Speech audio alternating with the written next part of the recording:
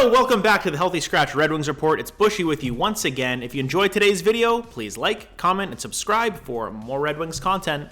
Breaking news, breaking. Massive news today, guys. We got a trade to announce. It's the middle of August. What the hell are we doing here? The Detroit Red Wings have acquired defenseman Jeff Petry from the Montreal Canadiens for a conditional 4th-round pick and Gustav Lindstrom.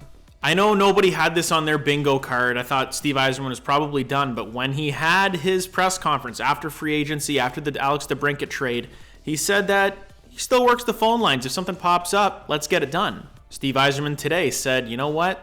He just checked in on the Montreal Canadiens. They had Jeff Petry that came from the Erik Karlsson deal about a week ago, and Petry was a Montreal Canadien at one point. We all remember that. He was there for a long time, was with the Penguins last year, got traded back to Montreal, and now he's a Detroit Red Wing. So let's break down this trade. Do we think it's good for the Red Wings? Is it good for Montreal? Did somebody win the trade?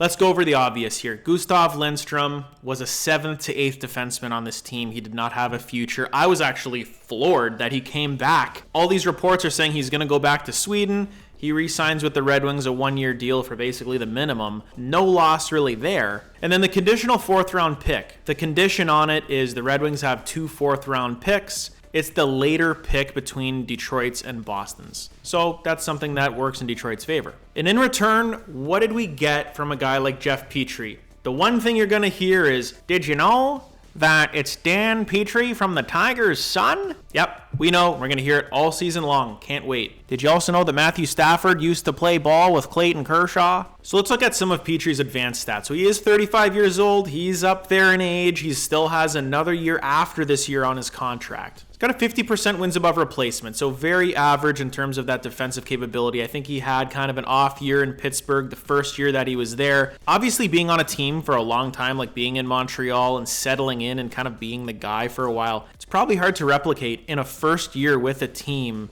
you know, like Pittsburgh, where the expectations are high. You have Crosby and Malkin and Letang. You're going for the Stanley Cup. Even strength offense and defense, again, right in the mean, 51% and 56%. He's decent on the power play. I don't think they'll be using him on the power play with the Red Wings unless there's a lot of injuries. Seider goes down, Wallman goes down, Gostisbehere goes down. I think Petry's probably 4th on that power play list. And he's not really effective on the penalty kill either, so I'm not sure if they're going to throw him in there either. One spot where he's very, very good is finishing. He loves to shoot the puck. He's another right-hand defenseman. We've always needed those.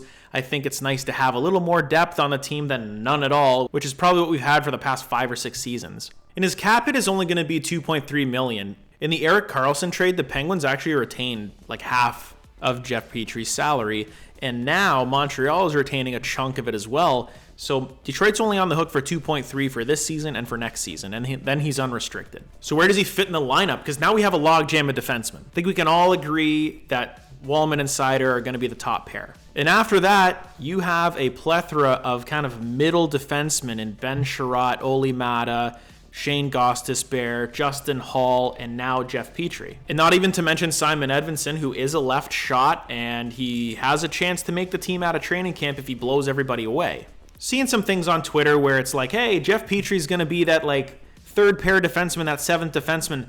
I really don't think that he's as bad as people think. He's actually a pretty good defenseman. If he plays like he did when he was in Montreal, he's a legit 2nd pair defenseman in my opinion. Now, the way that it dipped down in Pittsburgh, you hope it doesn't keep going that way.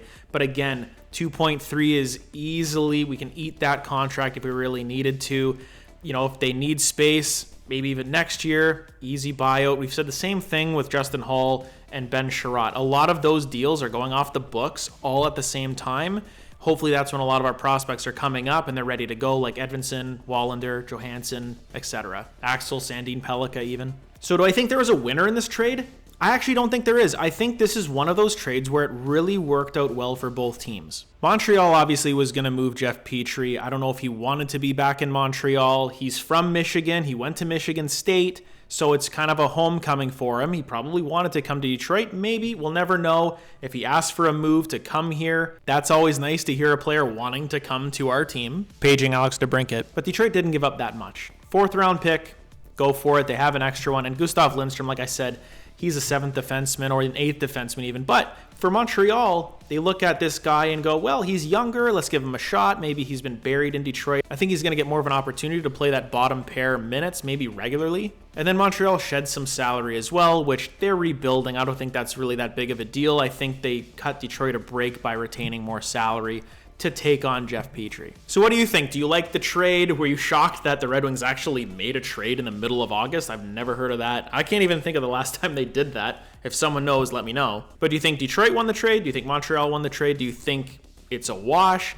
And do you like the fact that now the Red Wings have some depth on defense? Like, comment, and sub for more Red Wings content.